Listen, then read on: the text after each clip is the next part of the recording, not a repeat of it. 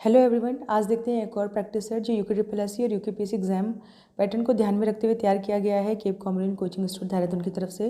अगर आप यूके और यूकेपीएससी एग्जाम्स की तैयारी कर रहे हैं तो ये प्रैक्टिस सेट आपके लिए इंपॉर्टेंट हो सकता है। इसमें हिंदी, उत्तराखंड, जीएस, कंप्यूटर, इसके अलावा रीजनिंग के क्वेश्चन को शामिल किया गया है। तो चलिए शुरू करते हैं अपना पहला क्वेश्चन। फर्स्ट क्वेश्चन है, किस कवि को पुष्टिमार का जहाज कहा जाता है? तो फर्स्ट का राइट आंसर हो जाएगा ऑप्शन डी, सूरदास जी को पुष्टिमार का जहाज कहा जाता है। इन्हें अष्टछाप का जहाज भी कहा जाता है। अष्टछाप का जो जहाज जो था उसकी स्थापना जो विट्ठलनाथ ने की थी और इसमें सूरदास जो थे सबसे प्रसिद्ध कवियों में एक थे। तो इन्हें पुष्टिमार का जहाज या अष्टछाप का जहाज कहा जाता है। तो राइट आंसर होगा ऑप्शन डी। सेकंड क्वेश्चन है, अध्याय में कौन सा उपसर्ग होगा? उपसर्ग होते हैं जो शब्दों के प्रारंभ में लगते हैं और अगर बाद में लगे तो उन्हें प्रत्यय कहते हैं। तो राइट आंसर होगा ऑप्शन ए। यहाँ पर अध्याय में जो उपसर्ग का प्रयोग हुआ है वो है अधि। थर्ड क्वेश्चन है, जो मोबाइल मेज पर रखी है वह पूजा को उपहार स्वरूप मिली है, यह किस प्रकार का वाक्य है? थर्ड का राइट आंसर हो जाएगा ऑप्शन बी, यह है विशेषण उपवाक्य। यानी कि जो मोबाइल, उसकी विशेषता है कि जो मोबाइल मेज पर रखी है, तो ये बन गया विशेषण उपवाक्य। ऑप्शन बी करेक्ट है। फोर्थ क्वेश्चन है, निम्न शब्द में अधिकरण कारक का प्रयोग हुआ है, तो जिस शब्द में अधिकरण कारक का प्रयोग हुआ बताना है। राइट आंसर होगा ऑप्शन ए, वाहन। रोड में अगर हम इसका समास विग्रह करेंगे तो ये बनेगा वाहन पर रूढ़, यानी कि वाहन पर बैठा हुआ। तो पर जो है वो विभक्ति होती है अधिकरण कारक की। तो राइट आंसर होगा ऑप्शन ए। इसके अलावा सत्ताधीश का समास विग्रह करेंगे तो ये बनेगा सत्ता का धीश। फिर है गंगा जल, गंगा का जल, और रेखा चित्र का रेखा से बना चित्र। तो यहाँ पर अधिकरण कारक ऑप्शन ए में प्रयोग हुआ है। राइट आंसर होगा ऑप्शन ए।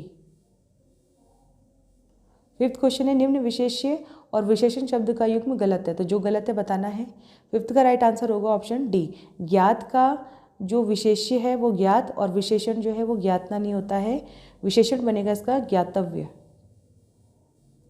तो राइट आंसर होगा ऑप्शन डी। इसके अलावा ढाल का ढलवा होता है, पाठक का पाठकीय होता है और शरद का शारदीय होता है। ये सभी सही दिए हैं। तो राइट आंसर होगा ऑप्शन डी। सिक्स क्वेश्चन है, उसके बिना तुम कुछ नहीं हो वाक्य में संबोधक शब्द कौन सा है?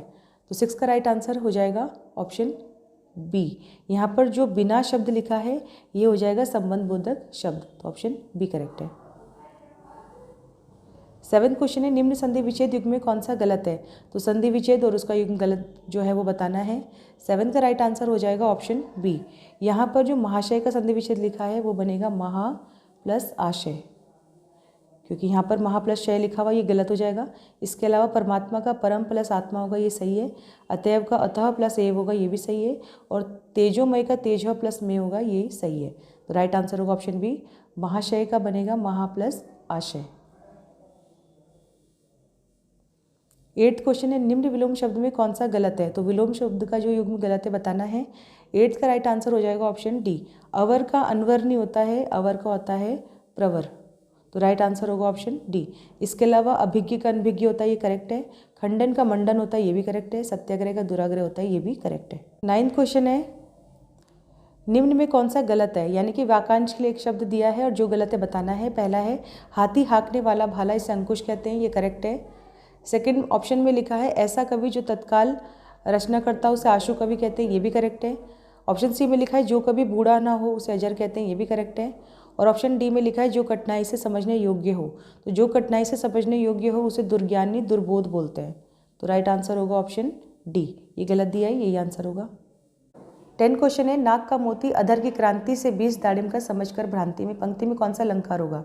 राइट आंसर होगा ऑप्शन डी, इनमें से कोई नहीं। यहाँ पर भ्रांतिमान अलंकार है, यानी कि उपमान में उपमेय की अगर भ्रांति उत्पन्न हो तो वहाँ पर भ्रांतिमान अलंकार होता है। नाक का मोती यानी कि जो नाक में मोती पहना है वो दाड़िम बीज यानी कि जो अनार का दाना है उसकी भ्रांति हुई है। मतलब नाक का जो मोती है वो अनार के बीज की तरह या दाने की तरह दिखाई दे रहा है। तो यहाँ पर उपमान में उपमेय की भ्रांति है। तो राइट आंसर होगा ऑप्शन डी, भ्रांतिमान अलंकार।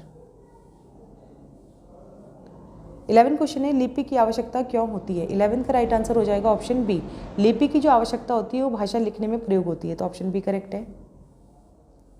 12 क्वेश्चन है, भाषा के शुद्ध रूप का ज्ञान किससे होता है? 12 का राइट आंसर हो जाएगा ऑप्शन बी, भाषा के शुद्ध रूप का ज्ञान उसकी व्याकरण से होता है। तो राइट आंसर होगा ऑप्शन बी, व्याकरण। 13 क्वेश्चन है, पानी बिच मीन प्यासी मुँहे सुनी सुनी आवत हाँसी। निम्न पंक्ति में निम्न पंक्ति जो है किस कवि की है? तो 13 का राइट आंसर हो जाएगा ऑप्शन डी। ये है कबीरदास जी की पंक्ति, तो ऑप्शन डी करेक्ट है। 14 क्वेश्चन है, हंस पत्रिका का संपादन किसने किया था? 14 का राइट आंसर हो जाएगा ऑप्शन डी। हंस पत्रिका का संपादन अज्ञे ने किया था, यानी कि सच्चिदानंद, हीरानंद, वात्स्यायन, अज्ञे। तो राइट आंसर होगा ऑप्शन डी। 15 क्वेश्चन है, ए वर्ण का उच्चारण स्थान क्या है? 15 का राइट आंसर जो ए वर्ण है ये मिलके बना होता है अ प्लस ई से, इसे बोलते हैं ए। तो इसका जो आ का जो उच्चारण स्थान होता है वो कंठ होता है और ई का जो उच्चारण स्थान होता है वो तालु होता है। तो ये हो गया कंठ तालव्य, ऑप्शन डी करेक्ट हो जाएगा। 16 है, अथवा व्याकरण की दृष्टि से है। अथवा जो शब्द है व्याकरण की दृष्टि से कैसा है? तो 16 का राइट आंसर हो जाएगा ऑप्शन सी। ये हो गया अव्यय, यानी कि जिसमें लिंग और वचन के आधार पर कोई परिवर्तन ना हो उसे अव्यय कहते हैं। अथवा का ना तो लिंग परिवर्तित हो सकता है और ना ही इसका वचन चेंज हो सकता है। तो राइट आंसर होगा ऑप्शन सी, अव्यय है ये। 17 क्वेश्चन है, रमेश के बाजार जाते ही घर में चोर घुस गए। यह किस प्रकार का वाक्य है? 17 का राइट आंसर होगा ऑप्शन ए। ये है मिश्र वाक्य, यानी कि मिश्रित वाक्य। जब पहला वाक्य है और दो वाक्य दिए हों तो दूसरा वाक्य है पहले वाक्य पर डिपेंड होता है या आश्रित होता है, तो उसे मिश्रित वाक्य कहते हैं। यहाँ पर लिखा है रमेश के बाजार जाते ही लिखा है, तो इस कारण ये वाक्य बन गया मिश्रित वाक्य। और दूसरे सेंटेंस में लिखा है घर में चोर घुस गए, तो एक वाक्य दूसरे पर आश्रित हो तो ये मिश्रित वाक्य बनता है। इसके अलावा और अथवा तथा से जुड़ा हो तो वाक्य बन जाता है संयुक्त वाक्य। 18 क्वेश्चन है, कव्वाली शब्द में कौन सा लिंग है? 18 का राइट आंसर हो जाएगा ऑप्शन बी, कव्वाली में है स्त्रीलिंग। 19 क्वेश्चन है, कौन सा पर्यायवाची शब्द युग्म सुमेलित नहीं है? तो जो मिस मैच है यानी कि सुमेलित नहीं है वो बताना है। 19 का राइट आंसर हो जाएगा ऑप्शन डी, सभी सुमेलित है।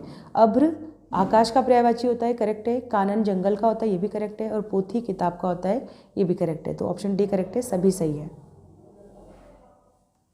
20 क्वेश्चन है, इनमें से कौन सा शब्द क्रिया विशेषण शब्द का उदाहरण है? 20 का राइट आंसर हो जाएगा ऑप्शन ए। सफलतापूर्वक जो शब्द है वो क्रिया विशेषण का उदाहरण है, तो ऑप्शन ए करेक्ट है।